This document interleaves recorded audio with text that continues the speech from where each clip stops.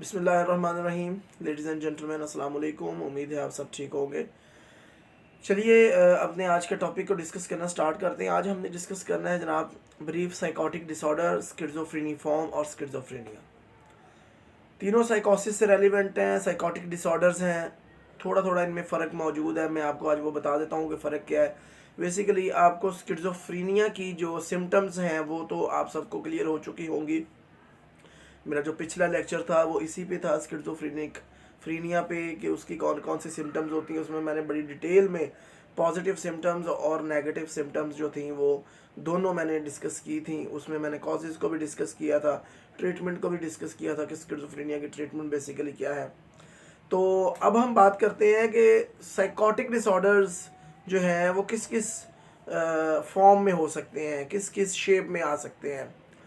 तो जब हम ब्रीफ साइकोटिक डिसऑर्डर, स्किज़ोफ्रेनिफॉर्म और स्किज़ोफ्रेनिया की बात करते हैं, तीनों डिसऑर्डर्स में ऑलमोस्ट तकरीबन जो सिम्टम्स होती हैं वो सेम ही होती हैं साइकोटिक जो स्किज़ोफ्रेनिया में होती हैं, लेकिन इनमें कुछ थोड़ा सा ड्यूरेशन का फ़र्क होता है कि ड्यूरेशन जो होता है वो इनमें थोड़ा डिफरेंस के साथ आता है। मसलन पहले तो मैं आपको बता दूं कि स्किज़ोफ्रेनिया की सिम्टम्स क्या होती हैं, क्योंकि इसी की बेस पे फिर हम ब्रीफ साइकोटिक डिसऑर्डर और स्किज़ोफ्रेनिफॉर्म को डिस्कस करेंगे।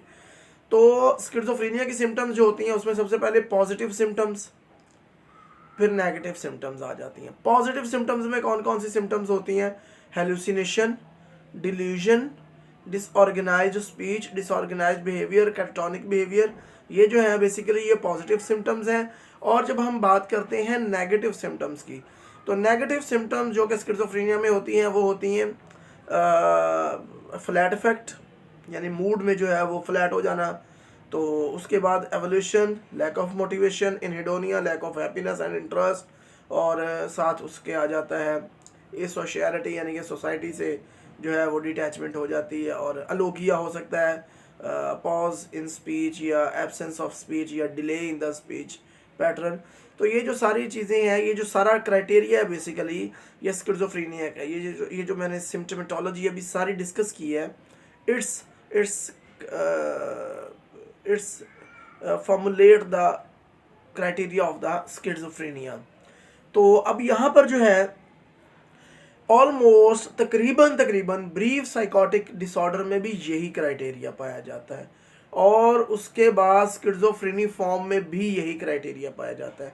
DSM-5 में अब ये थोड़ा सा तब्दीली आ गई है कि जब हम ब्रीफ साइकोटिक डिसऑर्डर की बात करते हैं तो उसमें से उन्होंने नेगेटिव सिम्टम्स जो हैं वो निकाल दिए और पॉजिटिव सिम्टम रखे हैं, जिनमें वो कहते हैं जी कि हेलुसिनेशन और डिल्यूजन में से एक सिम्टम हो और उसके साथ बाकी जो पॉजिटिव सिम्टम्स हैं वो हो, तो आप ब्रीफ साइकोटिक डिसऑर्डर डायग्नोस कर सकते हैं, बशर्ते कि उसका जो ड्यूरेशन है वो 1 दिन से ज़्यादा हो और 1 महीने से कम हो, यानी 1 मंथ तक हो।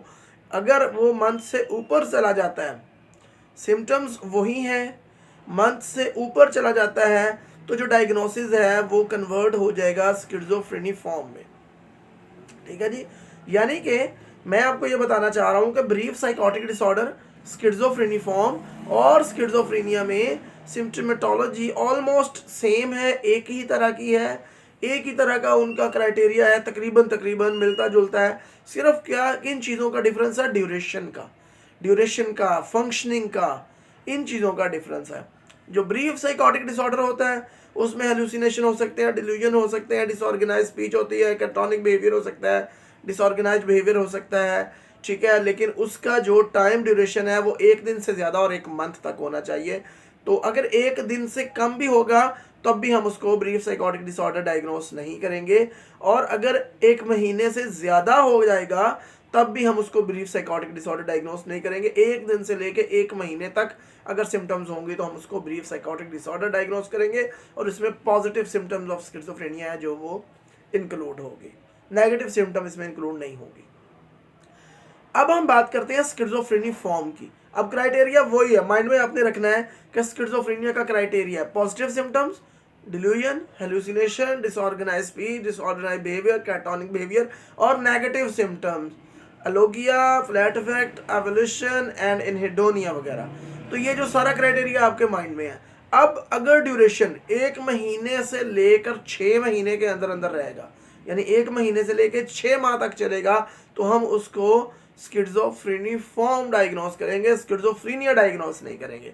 यानी अगर उसकी जो अलामात हैं, जो मैंने अभी आपसे पॉजिटिव और नेगेटिव सिम्टम्स की बात की है, अगर ये अलामात या सिम्टम्स या क्राइटेरिया जो है बेसिकली ये जो इसकी सिम्टम्स हैं, अगर 1 महीने से ज़्यादा और 6 महीने से कम, 6 माह तक या 6 महीने से कम रहेंगी, तो हम उसको स्किज़ोफ्रेनिफॉर्म डायग्नोस करेंगे, उसको स्किज़ोफ्रेनिया डायग्नोस नहीं करेंगे।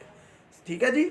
यानी अगर अलामात 1 दिन से ज़्यादा और 1 महीने तक या उससे कम रहेंगी तो ब्रीफ साइकोटिक डिसऑर्डर, और अगर 1 महीने से ज़्यादा 6 महीने तक या उससे कम रहेंगी तो कहते हैं स्किज़ोफ्रेनिफॉर्म। अब स्किज़ोफ्रेनिफॉर्म के बाद आ जाता है schizophrenia. Schizophrenia I have already discussed all the criteria like the positive and negative symptoms. Positive symptoms may be consist of the hallucination, delusion, disorganized speech, disorganized behavior, catatonic behavior. And when we talk about the negative symptoms, so negative symptoms may be consist of the alogia, evolution, anhedonia, flat effect, and so on. So these are the symptoms of the schizophrenia. इसमें अब symptoms ये अब this the difference, the main difference will be the time period, the duration symptoms duration must be exceed from the 6 month. 6 month से ज़्यादा अगर symptoms होंगी the person may be diagnosed with schizophrenia, तो आप उस patient को schizophrenia diagnose कर सकते हैं।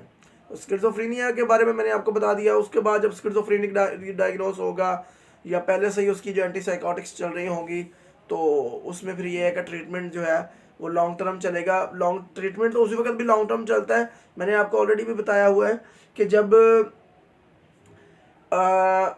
First episode of the symptoms भी होता है तो तब भी ट्रीटमेंट जो है वो प्रोलॉन्ग हो सकता है। 1 to 2 ईयर्स बेस्ड जो है वो ट्रीटमेंट प्लान बनता है उसका। उसकी ट्रीटमेंट 1 से 2 साल तक होती है। इंजेक्शंस लगते हैं या एंटीसाइकोटिक्स दी जाती है। इट्स अप टू यू कि what is your choice, you want to take injection, you want to take pills, you want to take capsules and so on. So हर तरह के, अब तो जो एंटीसाइकोटिक मेडिसिन है वो हर तरह के मीडियम में दस्तयाब है। एंटीसाइकोटिक इंजेक्शंस भी मौजूद हैं। वो पेशेंट जो नहीं दवाई खाने से बेजार हो जाते हैं या दवाई नहीं खाना चाहते या वो उकता जाते हैं दवाई खा के, तो उनके लिए फिर एंटीसाइकोटिक इंजेक्शंस मौजूद हैं। तो इंजेक्शंस को वो लगवा सकते हैं ताकि उसका जो उसकी है रिकवरी है वो करवाई जा सके। बहरहाल 1 से 2 साल first episode of the symptoms जो है अगर वो भी आ जाए, शुरू भी अगर स्किज़ोफ्रेनिया हो, पहले शुरुआती सिम्टम्स भी हो, तब भी 1 से 2 साल जो है वो उसकी ट्रीटमेंट में लग सकते हैं। और जितनी जल्दी keep in mind, this is very important point, जितनी जल्दी आप साइकाइट्रिस्ट से रब्ता कर लेंगे उतनी जल्दी आपका ट्रीटमेंट शुरू हो जाएगा और रिकवरी के चांसेस ज़्यादा होंगे। प्रोग्नोसिस मीन्स कि रिकवरी या जो उसकी जो रिकवरी होती है बेसिकली उसके ठीक होने के जो चांसेस होते हैं वो ज़्यादा होंगे कंपैरेटिवली कि अगर आप स्किज़ोफ्रेनिया है और आप 6 साल बाद आए हैं तो उसमें फिर आपको सारी ज़िंदगी दवाइयाँ खानी पड़ सकती हैं। तो होपफुली कि आज का लेक्चर फ्रूटफुल होगा। इसमें मैंने आपको ब्रीफ साइकोटिक डिसऑर्डर, स्किज़ोफ्रेनिफॉर्म और स्किज़ोफ्रेनिया का जो इंट्रोडक्शन दे दिया है। ये तीनों डिसऑर्डर जो है ऑलमोस्ट सेम सिम्टम्स के साथ होते हैं, लेकिन इसमें ड्यूरेशन जो होता है वो डिफरेंट होता है। Thank you very much. Allah.